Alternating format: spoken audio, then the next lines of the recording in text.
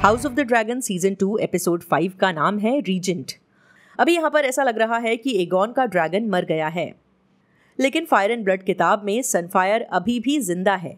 हालांकि वो इतना ज्यादा जख्मी था कि वो उड़ नहीं सकता था, वो बहुत भारी था और उसे किंग्स लैंडिंग ले जाना पॉसिबल नहीं था, इसीलिए उसे रुक्स रेस्ट में ही रखा गया। वहां वो मरे हुए सोल्जर्स को खाता था।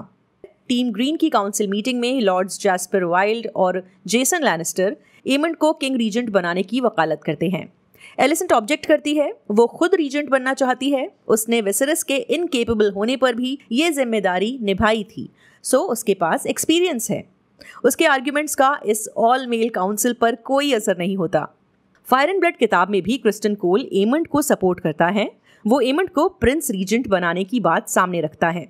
वैसे एमंड किताब में एगॉन का वारिस नहीं होता, क्योंकि राजा का मेलर नाम का एक बेटा अभी जिंदा है। ये शो में एग्जिस्ट नहीं करता। जब प्रिंस जेहरिस का कत्ल किया गया था, उसका छोटा भाई मेलॉर वहां मौजूद था। उस रात प्रिंस जेहरिस के छोटे भाई पर क्या बीती, ये जानने के लिए ऊपर दिए गए लिंक पर क्लिक कर सकते हैं। ये लिंक डिस्क्रिप्शन में भी मौजूद है। डेमन हैरनहॉल में है। उसने अपने ड्रैगन कैरेक्सस के दम पर हैरनहॉल कैप्चर किया। यह किला वेस्टेरोस के सबसे बड़े किलों में से एक है। ये जगह अपनी स्ट्रेटेजिक लोकेशन की वजह से किंग्स लैंडिंग पर हमला करने के लिए बेस्ट है। डेमन ने कुछ एपिसोड पहले किले पर कब्जा कर लिया था। यहाँ के हाउस स्ट्रॉन्ग ने भी आसानी से डेमन के आगे घुटने टेक दिए थे, लेकिन यहाँ पहुंचने के बाद से ही डेमन कई इंटरनल और एक्सटर्नल प्रॉब्लम्स का सामना कर रहा है। इन इंटरनल कॉन्फ्लिक्ट्स के बावजूद डेमन यहाँ एक बड़ा काम करने की कोशिश कर रहा है। डेमन दो ऐसे हाउसेस को यूनिफाई करना चाहता है जो सदियों से एक दूसरे के दुश्मन रहे हैं। अगर ऐसा हो जाए तो ये दोनों मिलकर उसकी आर्मी में शामिल हो सकते हैं। रिवरलैंड्स में डेमन का एक और सपोर्टर है, विलियम ब्लैकवुड, लेकिन लॉर्ड एमस ब्रैकन और उसके लोग डेमन के सामने नहीं झुक रहे। डेमन उन्हें जाने देता है और अपने ड्रैगन से नहीं जलाता, क्योंकि उसे ऐसे ही लोगों की जरूरत है जो ड्रैगन से डरने की जगह बस अपनी साइड के लिए डटे रहें। वो अकेले में विलियम ब्लैकवुड से कहता है कि वो ब्रैकन्स को झुकाने के दूसरे तरीके निकालें। डेमन कहता है do your worst. So basically Damon William Blackwood को वॉर क्राइम्स करने की छूट दे रहा है। फायर एंड ब्लड किताब में रेनिरा के लिए सेना इकट्ठा करने में डेमन के फेल होने का कोई जिक्र नहीं है। किताब में डेमन और रानी के बीच कोई झगड़ा भी नहीं होता। वो उसे हैरनहॉल सिर्फ इसलिए भेजती है ताकि टलीज और दूसरे रिवर लॉर्ड्स को अपनी तरफ कर सके। वक्त के साथ डेमन रनीरा के लिए तकलीफ का सबब बनता जरूर है, लेकिन ये काफी बाद में होता है। इसके अलावा किताब में वो हाउसेस का सपोर्ट पाने के लिए फोर्स की बजाय डिप्लोमेसी चुनता है। बुक में क्लियरली लिखा है, डेमन ने कहा, हमें जंग में जाने से पहले शब्दों से लड़ना होगा। इसके अलावा हैरनहॉल में रहते हुए डेमन का डरावने विजन्स देखना और एलिस रिवर्स से मिलना, ये सब शो की इन्वेंशन है।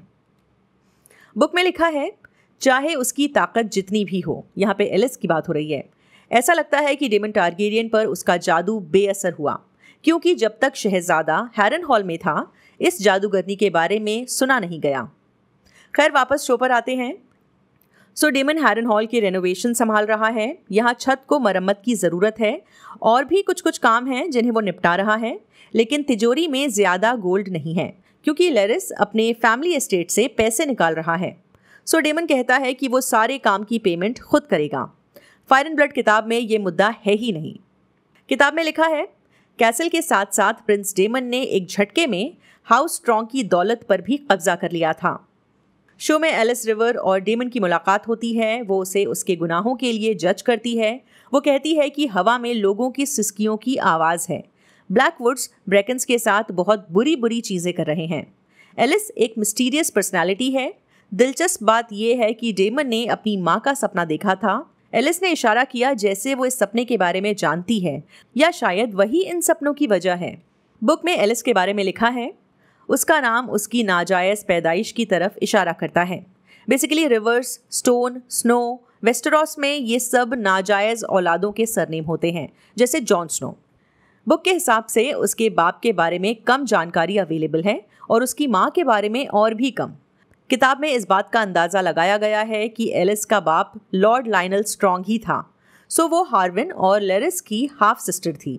लेकिन राजा विसरिस के कोर्ट में मौजूद फूल मशरूम का दावा है वो बहुत ज़्यादा बड़ी थी और हार्विन और लेरिस दोनों की दाई रह चुकी थी, शायद उनके बाप की भी और उनके पिता की भी। फायर एंड ब्लड किताब में रिवरलैंड्स शुरू से ही रेनिरा टारगेरियन के साथ है।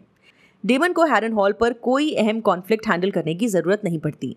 रिवर लॉर्ड्स अक्सर आपस में लड़ते रहते हैं, जैसे ब्रैकन्स और ब्लैकवुड्स, टलीज और फ्रेज, लेकिन ज़्यादातर बुक्स में ये लोग जंग के शुरू होते ही आपस में इकट्ठा हो जाते हैं। हैरनहॉल की कहानी का असली मकसद बस यही है कि डेमन को भी कुछ स्क्रीन टाइम मिल सके। रेनिरा बेला को कॉर्लिस के लिए एक बॉक्स देती है। वो कहती है, मैं अकेली खड़ी नहीं रहना चाहती। बेला अपने नाना कॉर्लिस से मिलती है। वो उसकी हालत देखकर उसे कहती है, उसकी रानी रेनीस ऐसी मौत मरी है जैसी वो चाहती थी। यही उसकी माँ लायना चाहती थी, ड्रैगन फायर में जलकर भस्म होना, और यही वो खुद भी चाहती है। वो कॉर्लिस को रनीरा का दिया बॉक्स देती है। इसमें हैंड ऑफ द क्वीन की पिन है। सो ड्रिफ्टमार्क की सीट किसे मिलेगी ये देखना भी इंटरेस्टिंग होगा। किताब में ये जेसी होता है जो अपने नाना को हैंड बनाता है। फायर एंड ब्लड में इस पॉइंट पर रनीरा शोक में डूबी हुई है। जेस सेंटर स्टेज ले लेता है और कॉर्लिस को हैंड बनाने का फैसला उसी का होता है। प्रिंस जेसेरिस वापस ड्रैगन स्टोन आ गया है। रनीरा कहती है, मुझे ड्रैगन्स चाहिए। उनके नीचे ड्रैगन पिट में ऑलरेडी ड्रैगन्स हैं, बस उनके पास ड्रैगन राइडर्स नहीं हैं। जेस एक आइडिया सामने रखता है। उनकी ब्लड लाइन के वो मेंबर्स जो रॉयल्टी में पैदा नहीं हुए हैं, क्या वो भी ड्रैगन्स राइड कर सकते हैं? किताब में भी जेस ही ये आइडिया इंट्रोड्यूस करता है, लेकिन काफ़ी पहले। बुक में लिखा है, ड्रैगन स्टोन पे भी हमारे अपने घराने टारगेरियंस के लोगों की कहानियां हैं, जो मछुआरे और नौकरों की बीवियों के साथ संबंध बना चुके हैं और उनके साथ बच्चे पैदा कर चुके हैं। उन्हें ड्रैगन सीड्स कहा जाता है। जेस ने झिझकते हुए कहा, यह शायद इतना गर्व करने का मुद्दा नहीं है, लेकिन ये हुआ है, शायद हम जितना सोचते हैं उससे ज़्यादा बार। शो में जेस का आइडिया सुनकर रेनिरा कहती है, ये एक क्रेजी थॉट है, लेकिन वो ऑलरेडी प्लान्स बना रही है। वो रिकॉर्ड्स चेक करके कैंडिडेट्स की रिसर्च करने के लिए तैयार लग रही है। हज़ारों पेपर स्क्रोल्स खुलने और नए ड्रैगन राइडर्स रिवील करने का इंतज़ार कर रहे हैं। ऑफ कोर्स जेस के असली बाप हार्विन स्ट्रॉन्ग हैं, लेकिन ऑफिशियली वो लेनोर वेलेरियन का बेटा माना जाता है। किसी फैन ने ऑनलाइन लिखा है, जो मैंने पढ़ा और मुझे काफ़ी इंटरेस्टिंग लगा। ये काफ़ी पोएटिक है जब जेस अपनी माँ को सजेस्ट करता है कि टारगेरियन बास्टर्ड्स को पोटेंशियल राइडर्स के तौर पर कंसिडर किया जा सकता है। सो वो ये कहने की कोशिश कर रहा है कि अगर मैं एक बास्टर्ड औलाद होकर ड्रैगन राइड कर सकता हूँ, तो शायद दूसरे भी ये कर सकते हैं। खैर, ख़त्म हो जाता है ये एपिसोड। आई होप आपको अच्छा लगा हो। अगर पसंद आया है तो वीडियो को लाइक करिए, नहीं पसंद आया है तो डिसलाइक करिए। कमेंट्स के ज़रिए अपने विचार ज़रूर शेयर करिए, और अगर इस चैनल को सपोर्ट करना चाहते हैं और अच्छे से, तो इस चैनल के होम पेज पर जाइए। वहाँ पर ज्वाइन का बटन है, जिसे अगर आप प्रेस करेंगे तो आप वॉच रोज के मेंबर बन सकते हैं और आपको मेंबरशिप के कुछ बेनिफिट्स मिल सकते हैं। Okay, bye. एक नया यूट्यूब चैनल आया है जिसका नाम है फिल्मी स्टोरी बॉक्स। मेरी बड़ी बहन रफ़त रियाज का चैनल है ये, तो इन्हें सपोर्ट करिए और इनके चैनल को सब्सक्राइब कर लीजिए मन हो तो। एटलीस्ट चेक तो करके आइए कि कैसा लग रहा है कंटेंट।